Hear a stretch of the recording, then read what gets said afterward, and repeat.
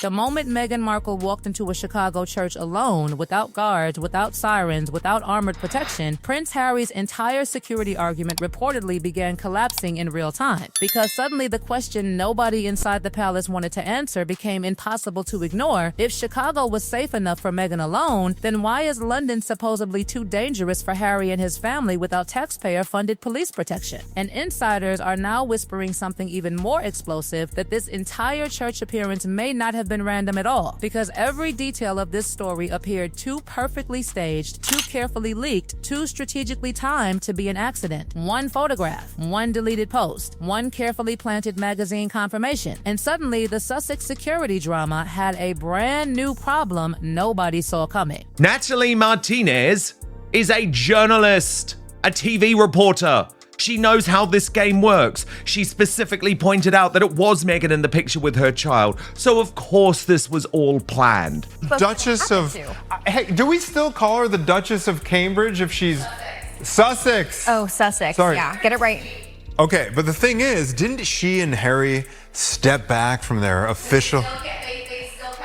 They still kept their titles. Okay, so they kind of, yeah, of course. They're like, you know what, we want to step back, but still give us the clout of the title. We don't want to do any of the work, but... Yeah. And I was on X and I looked at my post talking about sort of how sad it is that Meghan Markle will go and see a random godson, but will not see pretty much any member of her own family or her in-laws. When I covered the Sussexes' latest faux Australian tour a couple of weeks ago, I had briefly mentioned the concept of soft diplomacy, the pivotal role that it plays in royal tours, and how Meghan and Harry's tours, in stark contrast, serve nobody but themselves. Meghan Markle reportedly flew to Chicago quietly, almost invisibly. No dramatic motorcade, no elite security convoy, no panic about danger, nothing. According to reports, she simply entered Holy Name Cathedral like any normal guest and sat among ordinary families waiting for the ceremony to begin. And that image alone completely shattered the fearful narrative Harry has spent years building around the idea that his family is under constant threat whenever they travel without state-funded protection. Because this was not a private island. This was not a locked royal estate. This was Chicago, one of America's most talked about cities for violent crime statistics. And Meghan walked in calmly, publicly, visibly, alone. That detail hit royal watchers immediately. But what made people even more suspicious was how conveniently the story entered the media cycle. Not through paparazzi chaos, not through a random tourist photo, through a journalist, a professional media insider, someone who understood exactly how quickly this image would explode once released publicly. Suddenly, the timing started feeling less accidental and more orchestrated. People began asking whether Meghan wanted this scene, whether this entire appearance had another hidden purpose underneath the surface. But let's just remember, Prince Harry and Meghan Markle are claiming that they need guaranteed constant security protection from the British taxpayer because they are so under threat in the United Kingdom, and it is just impossible given how famous they are and given their royal role for them to travel around just like Meghan did. Not only coast to coast in America, but to really one of the most dangerous cities in the world.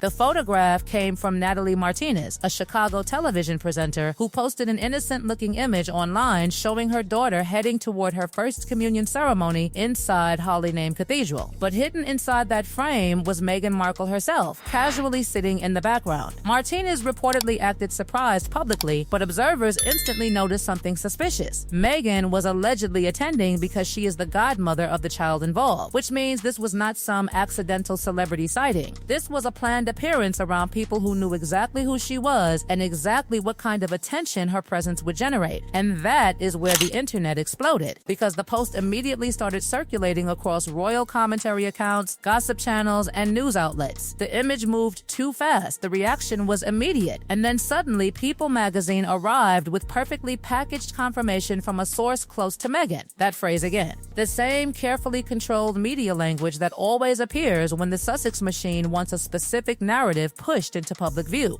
And the person who posted this is Natalie Martinez, and she is a lead reporter and journalist at NBC5 Chicago.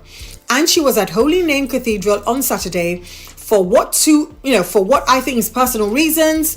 her child's first communion. Her child is called Sailor. And she posted a photograph from the ceremony, noting, the person in the background to the right of the child is who you think it is. And the post has now been taken down. And the reason it was taken down is because you had the usual derangers and trolls flooding the post. People magazine reportedly described Meghan as humble, relatable, grounded, a duchess quietly attending church among ordinary families with no demands and no drama. The article emphasized how early she arrived, how normally she behaved, how no special accommodations were requested. But then came the detail that changed everything. Natalie Martinez deleted the original post after major outlets confirmed the story. Gone. Erased, almost like the raw version had served its purpose and was no longer needed. Screenshots survived, of course. They always do. And online commentators immediately began questioning why the original image disappeared the moment mainstream media locked on to the narrative. Because once that happened, only the polished People magazine version remained. Controlled, filtered, sanitized. Suddenly, this no longer looked like random exposure. It looked like a carefully executed publicity rollout operating in stages. Release the image organically. Allow social media to spread it naturally. Wait for People magazine confirmation. Then remove the original source so the polished version becomes the official story. Too clean, too perfect, too strategic. And that is when the deeper issue surfaced. Because beneath the PR polish was a legal nightmare waiting to explode for Harry. His entire ongoing battle with the British government revolves around one argument: that he and his family face unacceptable security risks in the United Kingdom without official taxpayer-funded police protection. That has been the core claim repeated through interviews, lawsuits, and public statements. The UK, according to Harry's position, is simply too dangerous. But now, Meghan had quietly traveled into Chicago with apparently no extraordinary protection whatsoever. And the comparison was devastating because critics immediately pulled the numbers. Chicago reportedly recorded 460 homicides last year. England and Wales combined recorded 522. Chicago's population is only a fraction of the UK's population, yet its violent crime statistics remain dramatically higher. Suddenly, the contradiction became impossible to ignore. Meghan reportedly attended church services, mingled publicly, attended a reception, and returned home without incident. No chaos, no threats, no emergency, nothing happened. Yet Harry's legal team continues arguing that London requires permanent armed protection funded by British taxpayers. Royal critics immediately pounced on the contradiction with brutal force, and the more people examined this story, the worse it reportedly became for Harry's public image. Because suddenly, critics were not just talking about security anymore. They were talking about priorities, about patterns, about who Meghan chooses to show up for publicly versus privately. Royal commentators began connecting dots that painted an extremely uncomfortable picture. Meghan reportedly flew across the country to attend the first communion of a child the public had never even heard about before. She reportedly sat for photographs, attended the gathering, smiled for the occasion, then quietly returned home. Meanwhile, Thomas Markle, her own father, had reportedly returned safely to the United States after ongoing health struggles and extended periods abroad.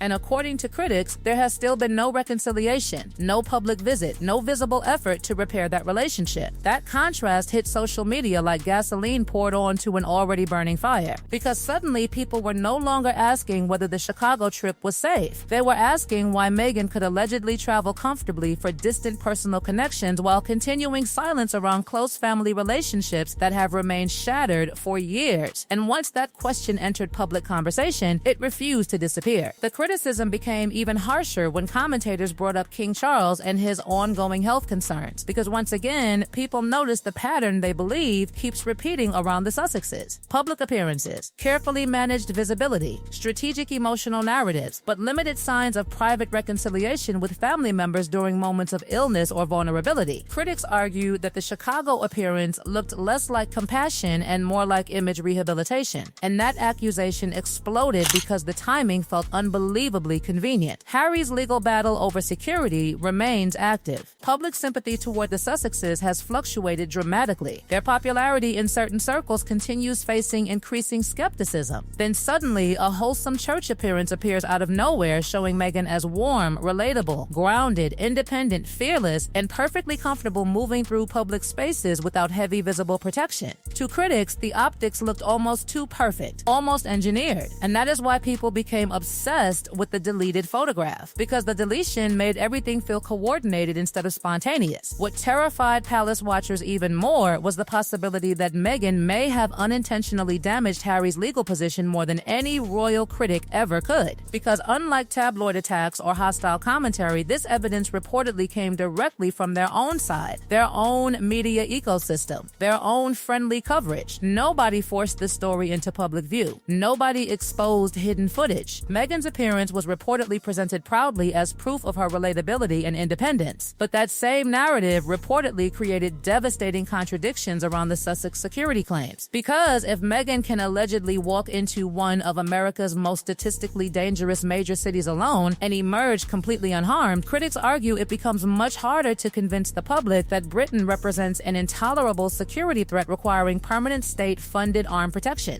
And once that contradiction entered public debate, commentators began describing the Chicago trip as a self-inflicted disaster. Meanwhile, observers noticed something else quietly sitting underneath the story. Harry himself was nowhere to be seen. Meghan traveled alone. Meghan appeared publicly alone. Meghan reportedly navigated the event alone. And some royal watchers immediately interpreted that as another sign of deeper instability behind the scenes. Because lately, every public move involving the Sussexes reportedly triggers speculation about distance, separation, or competing strategies inside their camp. Some believe Meghan intentionally positioned herself as independent and capable, while Harry remains consumed by lawsuits, bitterness, and battles against the British establishment. Others think the solo appearance was designed specifically to strengthen Meghan's personal image separately from Harry's controversies. And palace insiders reportedly understand why that possibility matters, because if public opinion eventually turns fully against Harry's endless security demands, Meghan may need distance from the narrative before it drags her down with him. Suddenly, what looked like a simple church visit started resembling something much larger: image management during a period of growing public fatigue. And then came the most brutal observation of all. Critics pointed out that Meghan and Harry have reportedly traveled through multiple countries often described as dangerous or unstable without publicly displaying the same level of fear they associate with Britain. Mexico, Nigeria, Colombia, major American cities. International appearances continue happening. Trips continue happening. Events continue happening. Yet the UK remains presented as uniquely unsafe unless official state protection is guaranteed. That contradiction reportedly continues infuriating sections of the British public who believe taxpayers should not fund security for royals who stepped away from official duties while simultaneously attacking the institution publicly.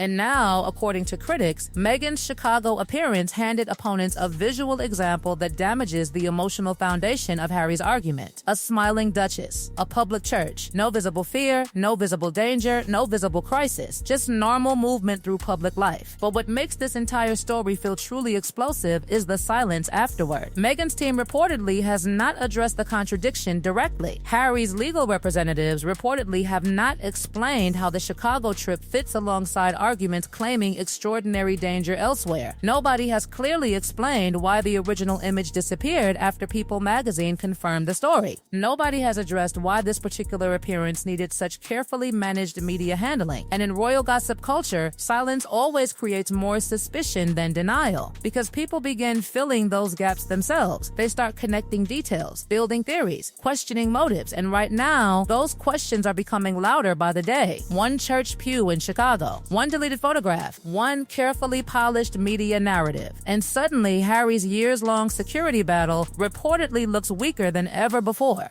Because sometimes the most damaging evidence does not come from enemies. Sometimes it comes from the people standing closest to you. And if palace insiders are right, this story is far from over. Because now critics are watching every future Sussex appearance through an entirely different lens. Every solo trip, every public outing, every claim of danger, every demand for protection. Chicago changed the conversation. And the most uncomfortable part for Harry may be this: Meghan herself reportedly became the reason why.